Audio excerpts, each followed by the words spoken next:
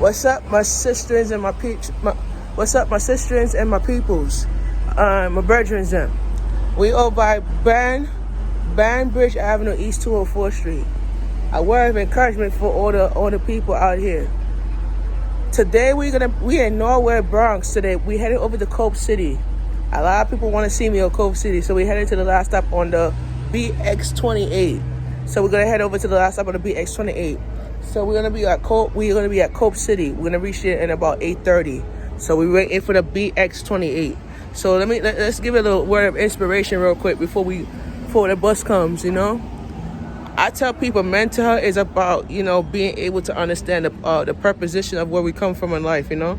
I think that in life we all go through levels and stages of our life that we have to build from what we go through and how we get through it. I tell people sometimes we just have to look back of what our lives are and focus on what our strengths and weaknesses are. I tell people that you can't hate a person by doing what you could do. You can't like I said. Let me say that one more time. You can't hate somebody. You gotta be able to discipline yourself and separate yourself from people because people are negative. So you gotta be able to understand how it is to separate yourself from that. I saw a guy with his daughter on the train, and I said to the guy, I said, your father, and you gotta understand, you try to feed your child, you try to be out there to survive for your kid, you feel me? So sometimes you gotta survive for your kid for order for you to get where you at. And it's like, when we go through levels of life, we gotta survive, And people don't understand what about the levels of survival is, you feel me? So it's like, your father, and you making bread, you feel me? You're doing what you're supposed to be doing to make money out there.